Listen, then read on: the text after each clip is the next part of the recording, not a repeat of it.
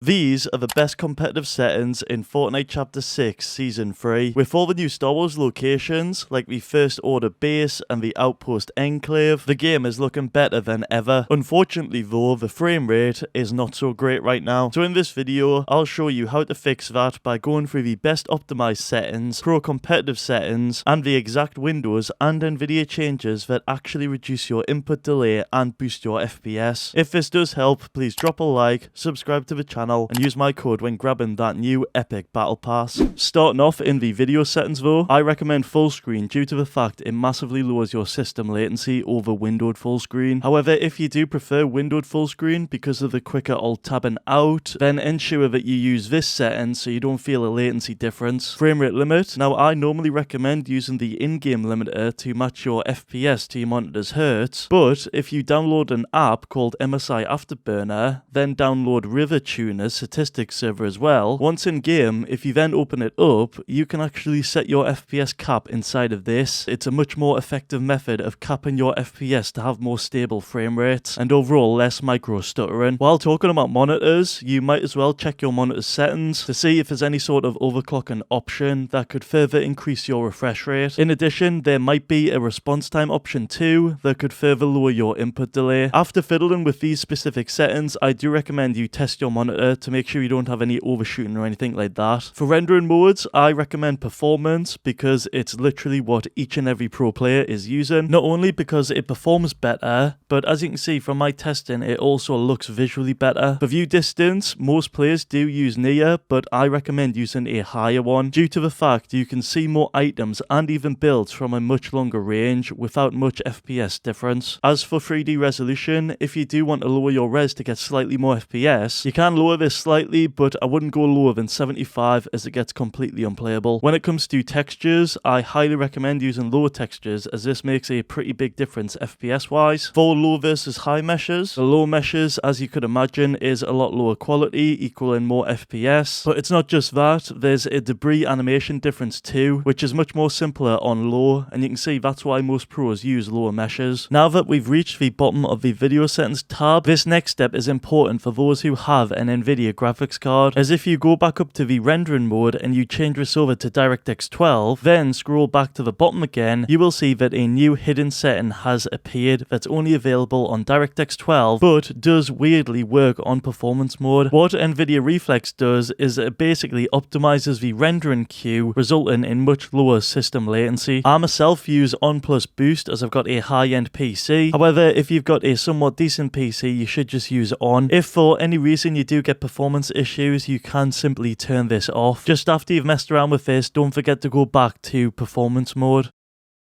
As for the rest of the settings like edit on release, I recommend checking out this video on screen to learn more. There's also the simple edit setting which allows you to perform quick common edits with just one click. As you can see, it's extremely fast and great for new players and even pros. However, it never used to be allowed in tournaments until today. That's right, simple edits is now allowed in tournaments, so I definitely think we'll see some pros switch over to this, and maybe you should as well. Oh, don't forget in-game settings to turn off all the replay settings if you don't use them, as you can get a light FPS boost from that, along with disabling the energy saving modes too. Speaking of game settings, by the way, you can check out gamesettings.com for all the latest pro player settings in these three games. I'll have a link in the description below. For movement settings, here are all of the popular values are found amongst pro players. Do keep in mind though that some pros like Peterbot still do not use custom diagonal controls. HUD and reticle ammo indicator should be used as it gives a visual for your remaining rounds. Damage numbers should be on cumulative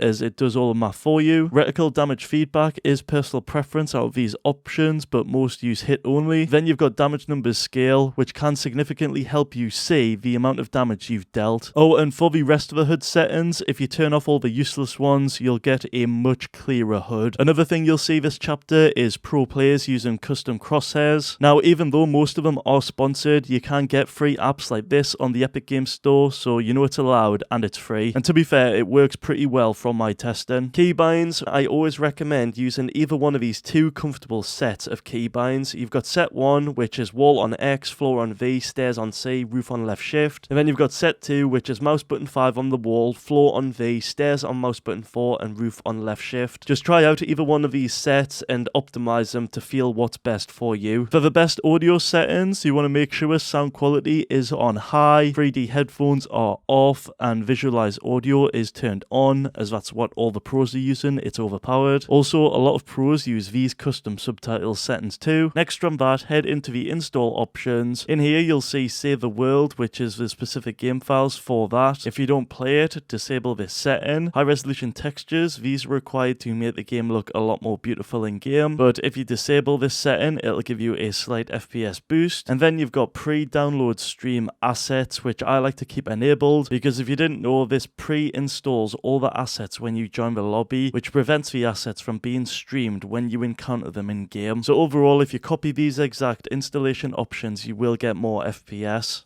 Next, for the Nvidia Optimizations, just like the pros, it's really important to use the latest drivers. These days, you'll not really find much downside. In my experience, I've downloaded the latest driver within a week, and honestly, it's been really stable and I've had no issues. However, for a lot of people, when they're installing a fresh driver, they'll use this tool on screen. It's a free app that removes Nvidia bloatware by allowing you to customize and select what driver components you want installed, removing certain bloatware like this on screen. Another thing I've seen more and more pro players do is use the Nvidia overclock tool that allows you to overclock your GPU in one single click, which Nvidia state that once you do enable it, they'll perform a scan to test your graphics card's capabilities over the course of 10 to 20 minutes. They recommend that you leave your PC idle while this is performed. Then once the scan has finished and your GPU has been overclocked, you can expect similar results to this on screen, where you can see you'll get improved clock speeds and in turn higher FPS, with minimal risk too, as Nvidia state that automatic tuning won't damage your GPU, nor will it void your warranty. The worst thing that can happen really is your PC becoming unstable, which if it does, you can simply deactivate the overclock by literally just unselecting it, and it'll go back to normal. Next, you want to head into the Nvidia control panel, go into Manage 3D Settings, and you want to copy all of my settings that are set up in this video on screen in the Manage 3D section. Aside from that though, if you do then select your main gaming monitor, then select full screen and make sure a GPU is selected with the highest refresh rate possible. Oh, another thing that pros tend to do is increase their digital vibrance. This makes the game colors pop a lot more, so they're a lot more like brighter and just overall vibrant. Now let's move on to some basic and advanced Windows optimizations, starting off with a system restore point. Even though I doubt you'll need it, it's better to be safer than sorry. For most people, around 10 gigabytes should be more than enough. After that, it'll create one in case you do need to roll back for any reason. From there, open up the run box and type in system properties performance.exe, and this will open up the visual effects tab. If you click on adjust for best performance, you'll notice it unchecks all the settings, but what we need to do is tick these 5 essential ones to get the basic functionality from Windows. It's just more stripped down without the animations and stuff like that. Next, you want to go into gaming under game bar. Make sure this is disabled. Captures too, I like to go ahead and turn this off. And we've got game mode. This is something I really like and I do use now these days, as I feel like it does make my frame rate more stable. From there below, if you go into graphics, if you see this setting called hardware accelerated GPU scheduling, you want to turn it on to reduce system latency and improve performance. Oh, and if you click on browse here and find the client itself, this is the name of it, you'll see that it's on the list. If you click options and select high performance, this will prioritize your GPU over integrated graphics, which as you can imagine you want to do. From there, we're going to type in services, and basically what we're going to do in here is disable some of the services to lower our overall processes in Windows. Now if you do actually use this, you obviously don't want to do it, but if you literally just right click on it, go into its properties, then head into the startup type and disable it, that's literally all you need to do to disable a process/service. If you want the ultimate performance power plan, just simply open up the command prompt, run it as administrator, then insert this command line that I'll have in the description below. Once done, you can go into the edit power plan settings, and then there'll be a drop down where you'll see the new ultimate performance power plan. So you can then select it, test it out, and if you do have any issues, you can just revert back to the default balance advanced power plan. After that, a thing you can do is head into the task manager and look in performance. To your surprise, the uptime may be very, very high, like some of these examples are on screen, like some are just ridiculous. And the reason it's so high is because of a fast start feature in Windows, which you can disable without it being permanent in the settings. All you have to do is hold shift, then press the shutdown in the start menu. And that right there will turn it from being a high uptime to being on 0. It'll basically reset it, and I like to do this every now and then. And before you do go, check out any of my other videos that are on screen right now.